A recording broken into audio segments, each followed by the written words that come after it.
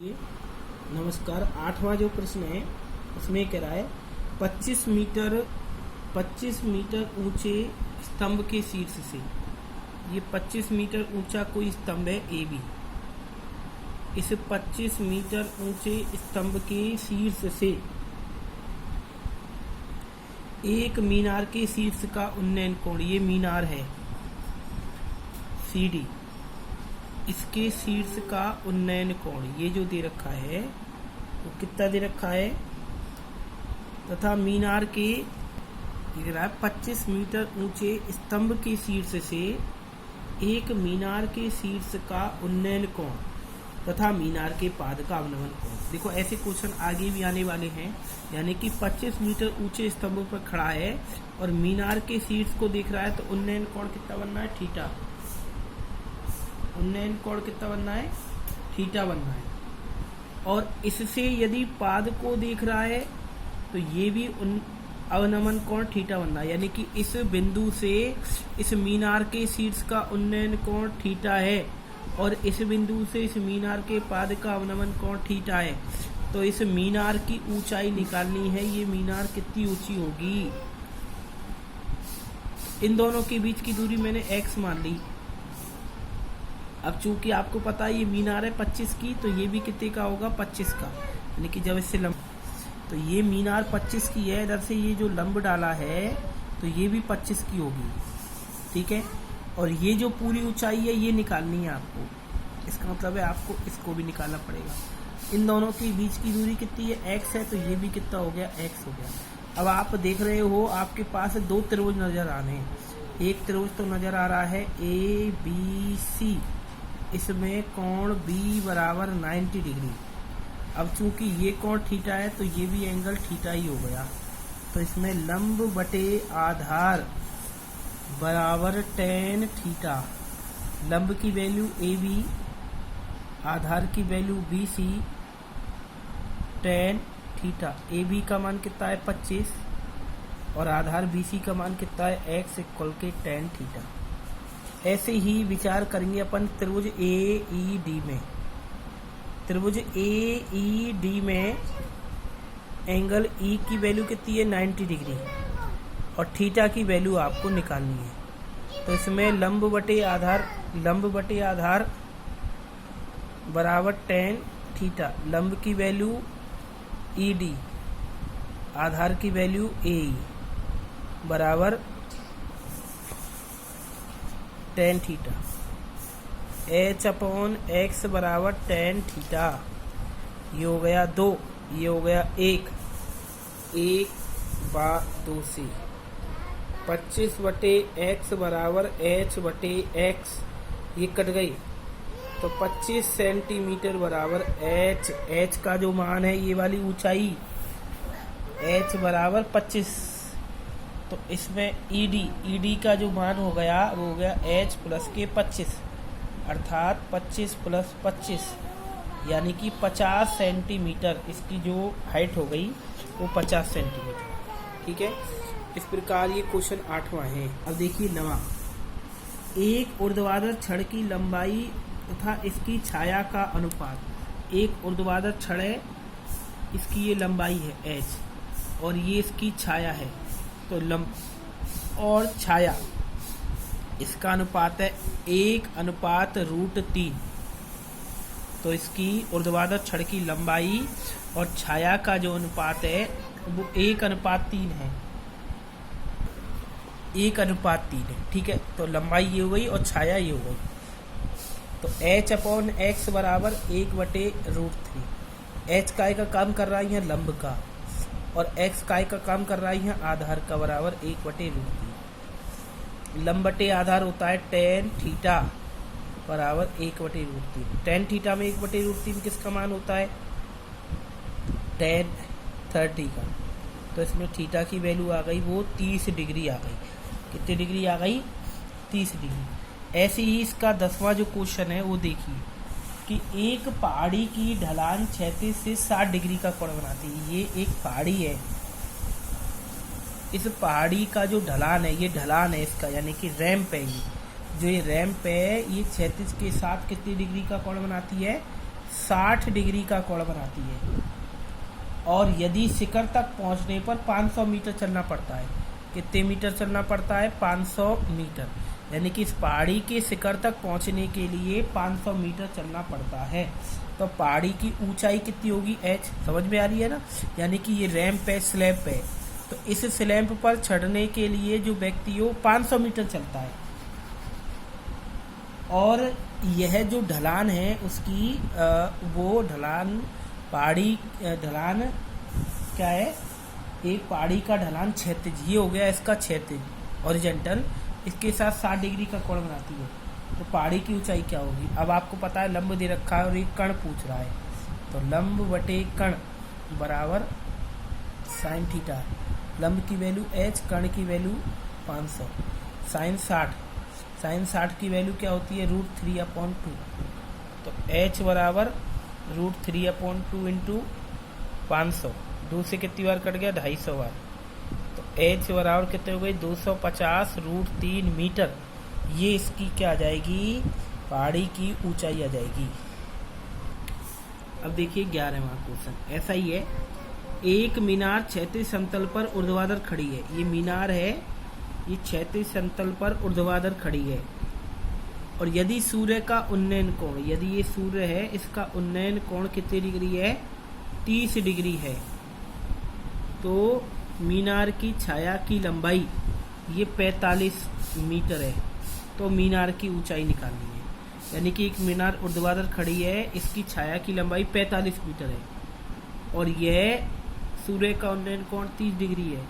तो इसकी ऊंचाई निकालनी, तो वही लंब बटे आधार बराबर tan थीटा। लंब की वैल्यू h, आधार की वैल्यू 45, tan 30, h बटे 45, tan 30 की 1 बटे √3, h बराबर 45 बटे √3।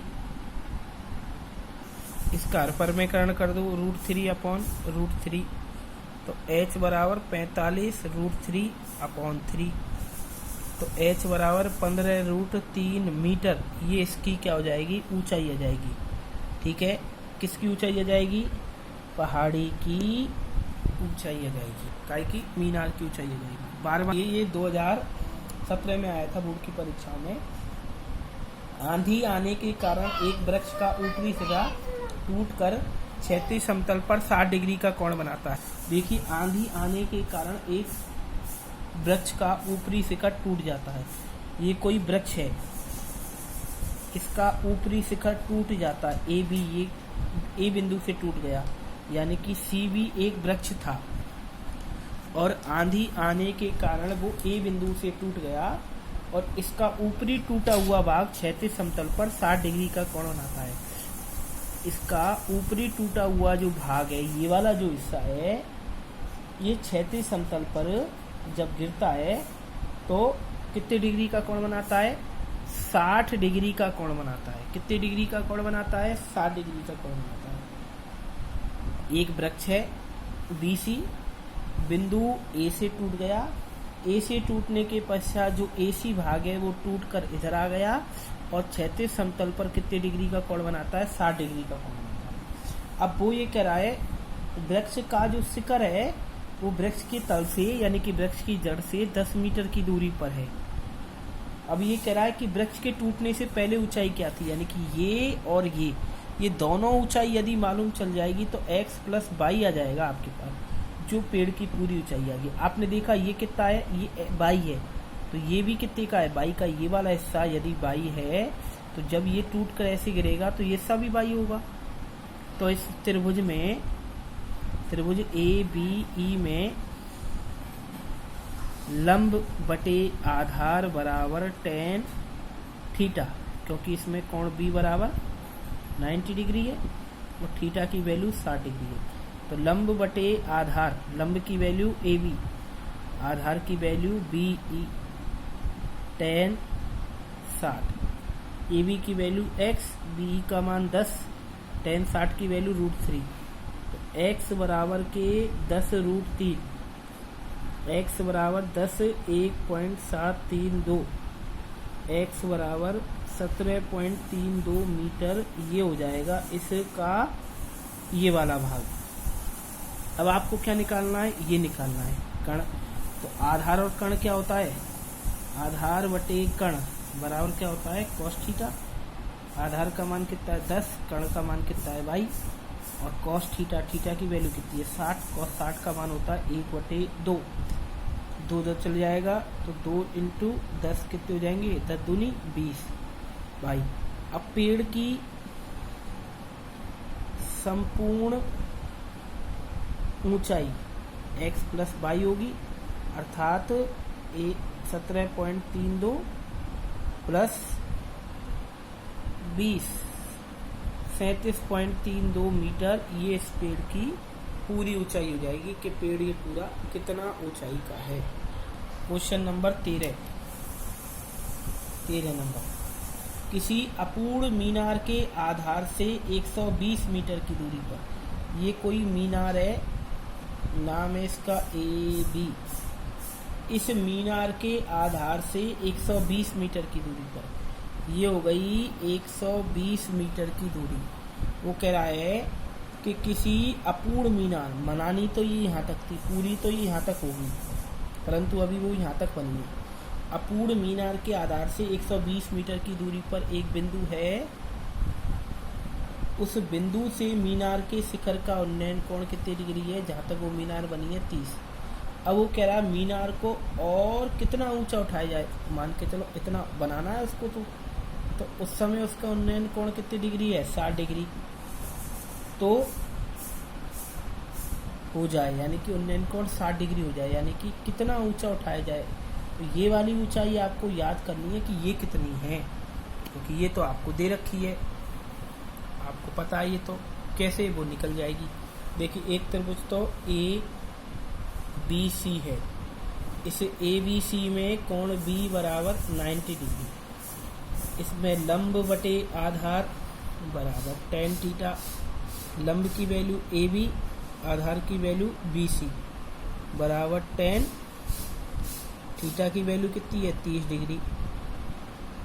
AB का मान कितना है x पता नहीं, बटे 120, tan 30 की वैल्यू 1/√3, x बराबर 120/√3, हर परिमेयकरण 120√3/3, 3 चौक 12, 40√3 मीटर इसकी वो आ गई ये वाला भाग।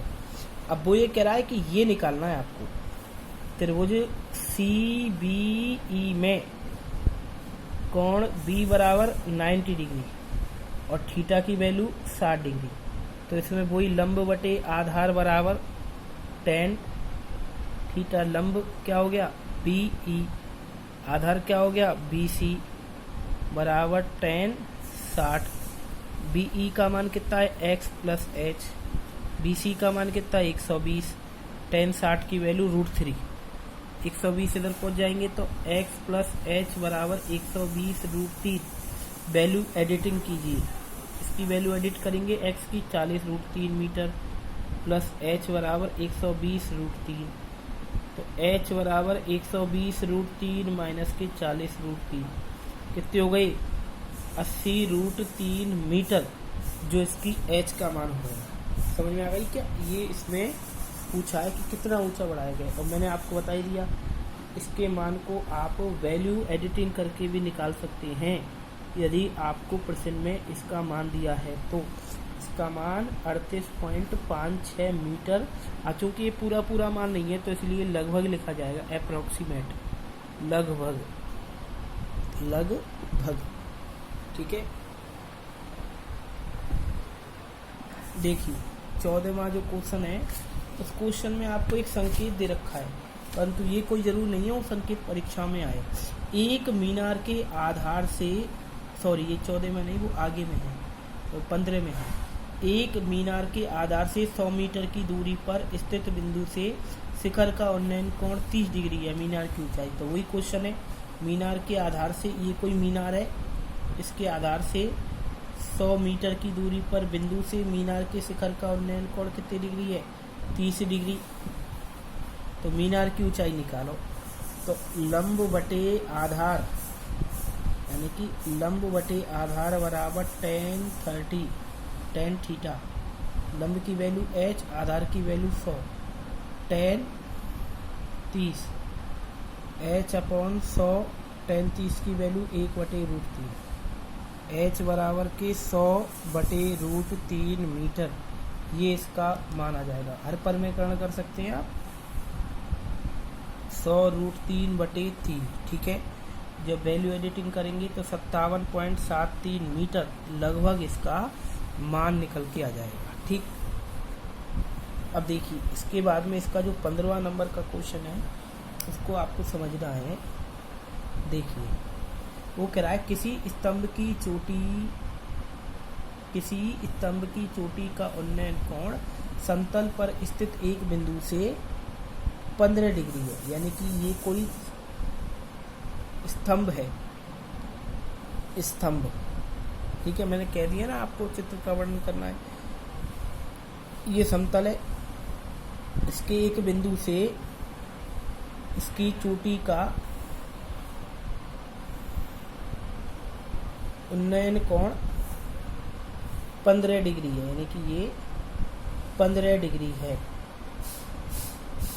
15 डिग्री। स्तंभ की ओर चलने पर 100 मीटर, यानी कि 100 मीटर स्तंभ की ओर चलने पर। अब वो सी से डी तक 100 मीटर चला, 100 मीटर स्तंभ की ओर चलने पर उसका उन्नयन कोण कितनी डिग्री हो जाता है? 30 डिग्री हो जाता है। यानी कि यहाँ से यहाँ वो जब चला तो उसका उन्नयन कोण 30 डिग्री हो गया। यानी कि स्तंभ की ओर वो चला, बता ही दिया मैंने कि दूर होंगे तो कोण कम होगा और पास होंगे तो ज़्यादा। तो इसका मतलब 30 कहाँ होगा? इस मीनार के पास। तो अब ये बताना है कि इस स्तंभ की ऊंचाई कितनी होगी, h कितनी होगी। तो इसमें चित्र का वर्णन करेंगे तो त्रिभुज ADB में कोण B बराबर 90 डिग्री और थीटा की वैल्यू कितनी है? 30। तो इस त्रिभुज में लंब बटे आधार बराबर tan 30। लंब की वैल्यू क्या है? AB, आधार की वैल्यू DB। tan 30 की वैल्यू कितनी होती है? 1/√3, ठीक है। इसका मान कुछ नहीं है, परंतु इसको ऐसे नहीं निकालेंगे, ठीक है। तो इसको कैसे करेंगे? आपने 9th क्लास में एक देखी होगी चीज कि ये वाला कोण क्या है? बाह्य कोण है। बाह्य कोण, ये जो बाह्य कोण होता है x, ये अंदर वाले कोण 1 और 2 के योग के बराबर होता है। जो 1 और 2 का योग है वो किसके बराबर होगा? बाह्य कोण x के बराबर होगा। ऐसे ही एक मैं त्रिभुज की आपको निगाह डलवाना चाहता हूँ। ACD में जो एंगल ADB है, ADB ये वाला जो एंगल है ये इसका बाह्य कोण है, बाह्य कोण है, एक्सटीरियर एंगल है। तो इस स्थान पर मैं 1 मान लेता हूँ। तो ये किसके बराबर होगा? 1 + के 15 डिग्री। 1 + के 15 डिग्री किसकी होगा? ADB की। जो एंगल ADB है वो किसके होगा? 1 + 15 के। 1 का मान पता नहीं, 15 डिग्री यूँ की त्यों, और ये 30 डिग्री। तो एंगल 1 बराबर 30 - के 15 और एंगल 1 बराबर 15 डिग्री। यानी कि एंगल 1 का मान कितने डिग्री आ गया? 15 डिग्री आ गया, ठीक है। अब चूंकि त्रिभुज ACD में कोण 1 और 15 डिग्री बराबर हैं, यानी कि ये वाले और ये वाले कोण बराबर हैं, तो समद्विबाहु त्रिभुज हो गया। समद्विबाहु त्रिभुज है। ये कैसा त्रिभुज है? समद्विबाहु त्रिभुज है। इस समद्विबाहु त्रिभुज में CD, जो ये वाली CD है वो AD के बराबर है, AD के बराबर है। CD का मान कितना है? 100 और AD का मान भी कितना हो जाएगा? 100, ठीक है। यानी कि इस त्रिभुज का आपको कर्ण मालूम चल गया। किस त्रिभुज का कर्ण मालूम चल गया? त्रिभुज ADB में कोण B बराबर कितनी डिग्री है? 90 डिग्री और इसमें थीटा की वैल्यू कितनी है? 30 डिग्री। तो देखिए लंब का मान पूछ रहा है और कर्ण का मान दे रखा है। पता पड़ गया ना आपको कि ये दोनों भुजा बराबर आ गई। तो लंब बटे कर्ण बराबर sin थीटा। लंब की वैल्यू कितनी है? h और कर्ण की वैल्यू कितनी है? इसमें यानी कि लंब क्या है इसमें ए बी, और कर्ण क्या है ए डी, बराबर साइन 30। ए बी का मान कितना है एच, ए डी का मान कितना है 100, तो 1/√30, सॉरी साइन 30 की वैल्यू होती है 1/2, तो एच बराबर कितनी हो गई 100/2, तो 50 मीटर। तो उसकी वो आ गई ऊंचाई, जो ये स्तंभ था इस स्तंभ की ऊंचाई आ गई आपकी 50 मीटर। ठीक है।